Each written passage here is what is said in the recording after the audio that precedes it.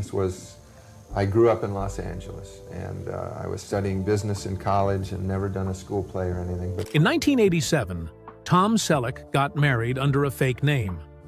The minister didn't even know who he was. They forgot the marriage license and had to race to fix it before dinner. But that secret wedding was just the start. A water theft scandal, a helicopter death on set, and a son who spiraled into addiction. By 2025, Tom admitted on live TV he might lose everything. This is the story of a man who had it all and watched it crumble. Tom Selleck was born on January 29, 1945, in Detroit. His mother, Martha, stayed home to take care of the family, and his father, Robert, worked as a real estate investor. During that time, Robert was also serving in the Army, working on B-29 bombers during World War II. Tom was the second child. His older brother, Bob, had arrived a year earlier, in 1944, and later 2 more siblings followed, Martha and Daniel. They lived in Detroit back then, a city filled with factories and noise. But Tom's early childhood would soon change completely. In 1948, when Tom was just 3 years old, his father made a big decision. He left Detroit and moved the whole family to California. He had taken a commission-only job with Coldwell Banker in Los Angeles. That meant no salary, no guaranteed paycheck. It was a huge risk. They settled in Sherman Oaks, a place that was still mostly farmland at the time. Robert believed California held more opportunity, and that gamble later paid off. By 1960, he was making $70,000 a year in commissions, which was close to what the president earned. But for Tom, growing up in California wasn't easy. He started to grow taller than everyone else. Eventually, he reached 6'4". Even as a kid, he stood out in every classroom. He felt awkward and different, and it made school tough at times. But slowly, he began turning that height into something good. He joined the basketball team at Grant High School and became a standout player. He also played baseball. His body, his coordination, and his focus helped him rise. But that didn't mean life was simple. When Tom was 17, something happened that could have ended everything. He was riding in a car with 2 friends, traveling down the dangerous curves of Mulholland Drive. The car lost control, went airborne, and crashed. It was his mother's red Chevy Corvair. The accident was so bad, it became the opening story in his 2024 memoir, You Never Know. They survived, but it changed Tom forever. It made him more careful, more thoughtful. He never forgot how close he came to dying. Even though Robert eventually became successful, the early years in California were hard. The family struggled with money, so Tom worked. During high school, he got a part-time job at a clothing store. He kept working there even after he started acting classes. He also chose Valley Junior College because it let him live at home and save money. Even after he joined 20th Century Fox's acting program and then lost that opportunity, he went right back to the store. Work was never beneath him. He did what he had to do. He had always dreamed of attending USC, but they didn't give him a scholarship at first. He turned down a full basketball ride to Montana State just because he wanted USC so badly. So he worked, saved, and attended Valley College first. In 1965, he finally made it into USC. He played for the basketball team, but only scored 4 points in 7 games. The next season, he scored 0 in 3 games. The team said he was quick but needed better defense. His sports dreams faded fast. While majoring in business, he found side jobs. He worked for United Airlines as a campus rep. His Sigma Chi fraternity buddies pushed him into going on the dating game in 1965 and again in 1967. He lost both times. It was humiliating, but that embarrassment somehow opened a door. A casting agent saw him and gave him a chance to audition for a Pepsi commercial. He got the part. All he had to do was dunk a basketball on camera. He drank so much Pepsi during the shoot, He got sick. But the $1,000 from that ad led directly to his offer from 20th Century Fox. Then, the Vietnam War changed everything. In 1967, Tom got his draft notice. Instead of going to war, he joined the California National Guard's 160th Infantry. He served for 6 years, from 1967 to 1973. He rose to sergeant and later became a second lieutenant after training at the California Military Academy. At one point, he even responded to the Watts riots in Los Angeles. But the cost was steep. While he served, Fox dropped him. He kept his uniform in the trunk of his car, ready for deployment anytime, even during auditions. When he returned to acting, he trained at the Beverly Hills Playhouse under Milton Katselas. It was intense. Katselas was a rough teacher. Some said it felt more like a cult than a classroom.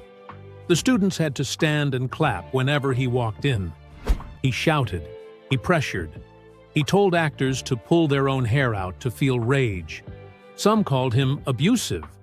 Others called him brilliant. But Tom stuck with it. He endured everything. Even though he never joined Scientology, many said Katselas was using the class to recruit. To make money during college, Tom modeled for Salem cigarettes. His tall build and clean looks were perfect for ads. Those cigarette commercials paid more than his United Airlines gig. But later, when he became famous with Magnum PI, those old ads came back to haunt him. Reporters asked him why he had promoted smoking. He hated those questions. He didn't want to be remembered as a guy who sold cigarettes to teens. He quietly tried to distance himself from it. Between 1965 and 1967, the dating game haunted him. Losing twice on national TV made him question everything. He told AARP it was the most embarrassing thing he'd ever done. His looks didn't help him. His charm didn't work. He started feeling like he didn't belong on screen. The second loss hurt more than the first. That memory stayed with him for years. In 1969, he got a role in Judd for The Defense. It was a big break. Then something ridiculous happened. He was fired from another show just because he was too tall. At 6'4", he made the other actors look tiny. Directors didn't know how to shoot scenes with him. One agent even told him his height was a problem. Imagine being fired for how tall you are. It was crushing. For years, he had to accept bit parts just to stay in the game. From 1974 to 1979, he appeared in 6 episodes of The Rockford Files. He played Lance White, a detective. It should have helped his career. But behind the scenes, he clashed with the star, James Garner. Tom wanted his character to feel real.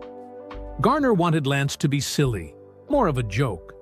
They argued about lines, tone, direction. The tension was obvious. Some scenes were rewritten on set. The crew could feel the divide. The fights made the work feel heavy. In 1972, he took a role in a cheap horror movie called Daughters of Satan. It was shot in the Philippines. The set was unsafe. There was a fire scene where the special effects failed.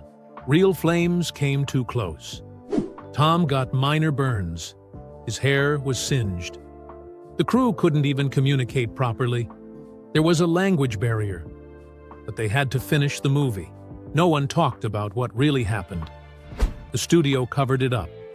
Tom was scared, but had no choice but to keep going. In 1976, Charlie's Angels gave him a brief shot. He played a boyfriend character. But after just 1 episode, he was fired. Leonard Goldberg said Tom's height made the Angels look too small. They said there was no chemistry. The show went on to become a hit. Tom, meanwhile, returned to doing commercials.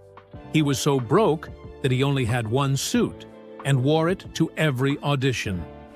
Robert Sallin, the director of a soap commercial, said Tom wore that same suit on and off camera. Tom Selleck almost walked away from the role that made him a star. When he first read the original script for Magnum, PI, He hated it. It wasn't the smart, funny character we remember today. The first draft made Magnum a cartoon version of James Bond. He had a house on seaside cliffs, a vicious dog, and even a hang glider with machine guns. Selleck looked at the producers and said, "I don't want to play what I look like." He had done 6 failed pilots before. This one felt like his last shot.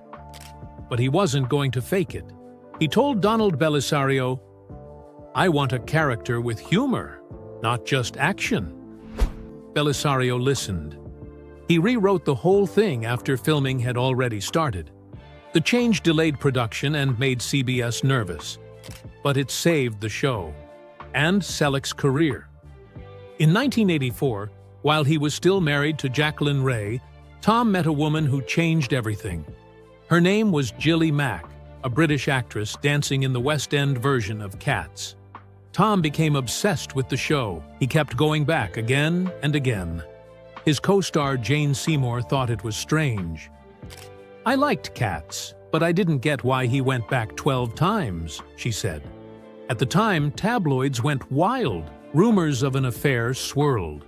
People followed him, followed her, trying to prove something. Gilly didn't even know who Tom was.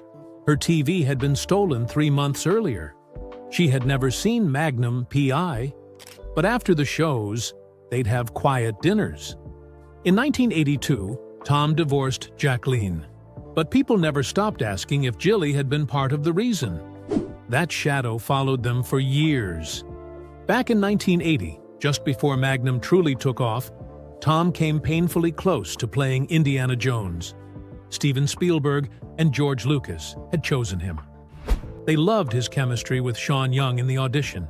But there was a problem. Tom had already signed with CBS. He told Spielberg the truth. CBS didn't want to let him go. Bob Daly at CBS was firm. No movie. Then the irony hit. A Screen Actors Guild strike in 1980 paused Magnum filming for 6 months. That was the exact window he could have shot Raiders of the Lost Ark. Instead, Tom waited in Hawaii. Meanwhile, Harrison Ford took the role and became a global icon. Tom said later, "I didn't see myself as a victim, but I wasn't happy about it." That one decision may have cost him over $100 million. That same year, tragedy struck on set. A helicopter crash during filming took the life of 33-year-old camera operator Robert van der Kar. The pilot, Robert Sanders, survived but was badly injured. They had been filming a routine ocean scene off the coast of Oahu. When the chopper went down, Sanders dove again and again trying to save van der Kar. He never made it out. Tom was crushed. He demanded change. He clashed with Universal Studios over safety. He asked for more coordinators, backup helicopters, and proper briefings. Studios said it cost too much. Tom said, "It's lives we're talking about." His stand eventually forced changes across the industry. By the time the show ended on May 1, 1988, over 50 million people watched the final episode. But behind the scenes, it was a war. CBS wanted to cancel it early. They tried to kill Magnum in Season 7. He was shot, slipped into a coma, and the last shot showed him walking toward the light. But fans were furious. CBS had to bring him back for Season 8. It cost them millions. The budget had ballooned to $1.2 million per episode. They asked Tom to cut location shoots, ditch helicopters, and hire cheaper actors. He refused. He said it would ruin the show. It became a constant fight. Tom didn't just act in Magnum, he protected it. In 1987, Tom starred in 3 Men and a Baby. It made $167 million, but something strange happened. In one scene, people noticed a figure behind the curtains, a boy standing still. Rumors started that the apartment was haunted. Some said a boy had died there. The legend grew. Years later, Tom explained it on The Tonight Show. It was a cardboard cutout of Ted Danson, left over from a deleted scene. The movie was filmed on a soundstage in Toronto, not in a real apartment. Still, people loved the ghost story. Disney never corrected the rumor. Some said it helped sell more VHS tapes. In 1990, Tom filmed Quigley Down Under in the harsh Australian outback. It wasn't easy. He rode horses, did stunts, and dealt with tough conditions. He clashed with the heat, the terrain, and the way Aussie crews worked. Roger Ebert liked his performance, but the movie didn't do well. It struggled to make back its budget. Still, Tom said it was one of his proudest roles. When Batman came around in 1989, Tom was again on the list. So were Mel Gibson, Kevin Costner, and even Charlie Sheen. Michael Keaton got it. Fans hated that choice at first. 50,000 protest letters flooded Warner Brothers, but the movie made $411 million. It changed superhero films forever. Tom turned it down because comic book movies weren't big back then. And he was still tied to Magnum. Later, he admitted he regretted it. In 1992, Mr. Baseball came out. Tom played a fading Yankees star sent to Japan. It was funny, but also awkward. The movie showed culture clashes between American and Japanese baseball. Tom trained hard, and the movie became a teaching tool for real players heading to Japan. But the box office was weak. Critics said it felt messy. It was his first big miss after years of hits. Then came In and Out in 1997. Tom kissed Kevin Kline on screen for 12 full seconds. That one moment shocked his fans.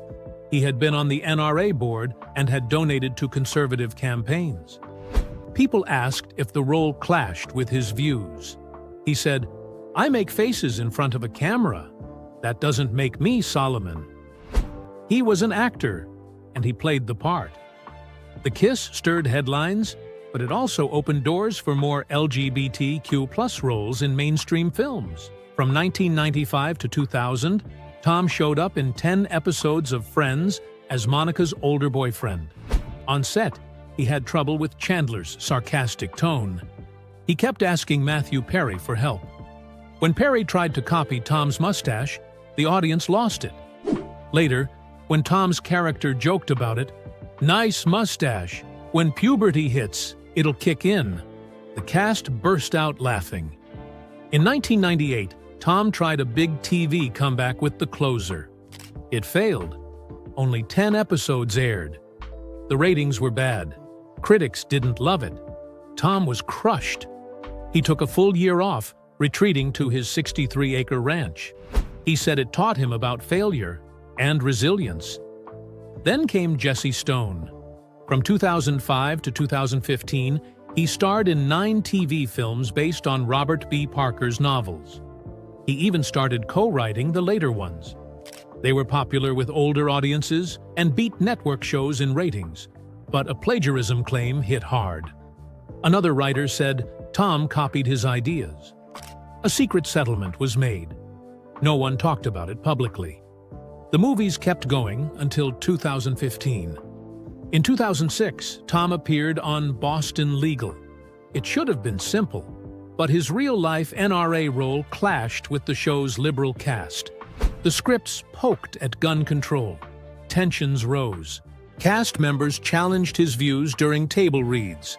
Tom later said it was part of why he stepped down from the NRA board in 2018. His 2004 role in Ike, Countdown to D-Day, was praised. He shot it in New Zealand. The days were long, 18 hours each.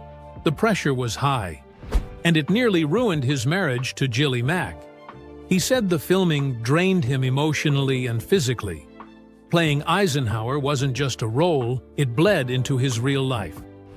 From 2010 to 2024, Tom played Frank Reagan in Blue Bloods. He was the highest-paid actor, earning $200,000 per episode. But in 2023, CBS asked the cast to take a 25% pay cut to save the show. Tom agreed. He lost $1.2 million. Still, the show was canceled. He said he was frustrated. He begged CBS to reconsider. The finale aired on December 13, 2024. He read a poem. Cast and crew cried, but CBS didn't budge. In 2015, Tom injured his knee during a stunt. It led to years of pain. By 2025, he had both knees replaced. Photos showed long scars. He struggled to walk, needed a truck for support. He couldn't do simple scenes without help, but he kept going. The family dinner scenes on Blue Bloods were his idea. He wanted them to feel real, like his own family. But behind the scenes, he fought with writers. He said some storylines were too woke. Cast members had tricks to avoid eating. Vanessa Ray once ate 17 rolls before learning. Tom just buttered his. When COVID hit in 2020, filming stopped. Tom stayed on his ranch. He was 75. He started feeling the weight of everything: pain, age, fear. In his 2024 memoir, You Never Know, he admitted he was depressed. The arthritis was getting worse. He needed help walking. Each shoot became a struggle. But he showed up. Tom Selleck got married in 1971 to Jacqueline Ray, a model who stood by him when nobody knew his name. She supported him through his hardest years, when acting jobs were rare and money was tight. For more than 10 years, she believed in him. But when he became famous in the early 1980s through Magnum PI, something changed. Fame hit fast, and so did temptations. While filming in Hawaii, Jacqueline started seeing him on TV surrounded by local women. That was when it hit her. The man she loved and supported through everything was slipping away. Friends said he fell in love with the island life and the attention. She felt betrayed. After all the sacrifices she made, their 1982 divorce gave her just 3 years of support, a car, and the house. That was it. Just 5 years later, in 1987, Tom married again. This time in secret. He had been obsessed with a 25-year-old British dancer named Gilly Mack since 1983, watching her in Cats over and over again. When they finally tied the knot at Lake Tahoe on August 7, 1987, they used fake names. Tom became Tom Jenkins, and Gilly used Susie Mark. Even the minister was tricked until the last minute. They forgot the marriage license and had to send someone racing to Reno to fix it before dinner. Only family was there. No media. Just Polaroid cameras to keep things private. But even with the secrecy, the marriage faced struggles. Tom's workaholic ways almost ruined it in the beginning. They even needed counseling. In 1988, their daughter, Hannah, was born. She came into the world on Tom's 63-acre avocado ranch in Ventura County. At first, it seemed like a dream life. But later, Tom admitted that the ranch's isolation made things harder. He had stepped away from Magnum PI because he felt like a ghost in his own home. He said he wanted a real life, not just a career. Still, filming kept him away, and Hannah spent many of her early years alone, surrounded by animals instead of friends. 13 dogs, cattle, sheep, rabbits, horses. It was a quiet life, and sometimes a lonely one. Horses became her escape, and without her parents' support, she said the ranch life could have drowned her. Tom also adopted Jacqueline's son, Kevin, in 1987, when Kevin was 21. But Kevin's life wasn't easy either. At just 15, his mother thought about sending him away to boarding school. He started drinking heavily in his 20s. Tom had to get him into rehab at the Betty Ford Center. Even after that, Kevin struggled. In 2011, he was sued over $6,000 in credit card debt. And despite Tom's fame and money, Kevin couldn't seem to find his way. Friends said Tom tried everything: money, advice, freedom. But nothing worked. The stress hit the whole family. Kevin eventually married and had 6 kids, and sources say he recovered. But the pain lingered. Back in 1988, Tom had bought that same 63-acre ranch from Dean Martin for $5 million. But the peace didn't last. In 2015, the Water District sued him for allegedly stealing 1.4 million gallons of water. California was going through one of the worst droughts in its history, with a 36% mandatory cutback in his area. Investigators said Tom sent a tanker truck 12 times to fill water from a public hydrant 8 miles away. It cost the district $21,685.55 just to prove it. That's exactly what Tom ended up paying to settle the case and stop taking water. But that wasn't the ranch's only trouble. By 2023, nearly all his 2,500 avocado trees were destroyed by brutal droughts. Even 25 oak trees that had been there for more than 100 years died. Tom, now 79, said it broke his heart. He admitted in 2012 that making money from avocados had always been tough. He once joked, "I don't even like them. Why eat them when I can sell them?" But by 2023, the business had completely collapsed. Then came 2024. Blue Bloods, his longest-running show, was canceled. Tom had been earning $200,000 per episode, about $4.8 million per season. But despite that, he said on CBS that he wasn't sure if he could afford the ranch without working. He said, "Am I set for life? Yeah, but maybe not on a 63-acre ranch." The ranch was now worth $12 million, but he had taken out $15 to $16 million in loans back in the 2000s. Nobody knew how much was left to pay. Tom even offered CBS to cut salaries by 25% just to keep the show alive. He said, "We're the third highest scripted show. We're winning the night." But it didn't work. By 2025, Tom's health started to collapse. At 80, he was barely recognizable. His friends said he looked smashed, disheveled, with a gut that hung over. He had once flown across his land on an ATV, checking wildflowers and doing hands-on work. But now, he could barely move. He had arthritis and had undergone bilateral knee surgery in 2024, with visible scars down both legs. The medications, especially prednisone, made him hungry all the time, and depression made it worse. He started eating fast food in secret, hiding bags of chips and burgers. His friends feared he was eating himself to death. At 6'4", he was now close to 350 pounds. Doctors warned he might already be insulin resistant. With his age, obesity, and medications, he was at high risk of heart attack, stroke, or worse. His wife Jilly stayed by him, but even she was worn down. He didn't want to quit. He said retirement scared him, but experts said he might not have a choice. His body couldn't handle acting anymore. Still, he kept holding on.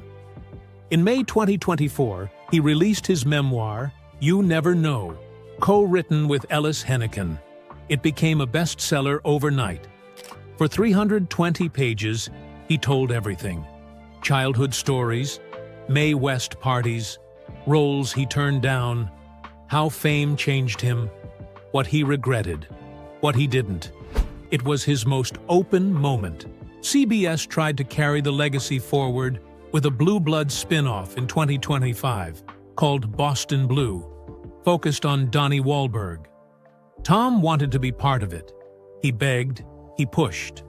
But insiders said his health might stop him. He needed help just to walk. His team said nothing. Wahlberg said maybe there'd be cameos since New York and Boston were close. But everyone knew it would be hard. By 2026, people around Tom believed he might finally step away. He didn't want to, but his body was shutting down. His mind needed work. His soul needed purpose. But his knees, his heart, his weight, they were all screaming for rest. That ranch, which once gave him peace, now felt like a burden. He feared losing it. He said, "I need to keep working enough to hold on to the place." But time was moving fast. Friends said he might soon disappear into that ranch, far from Hollywood, far from cameras. Just Tom, his wife, and memories stretching across 63 acres of silence.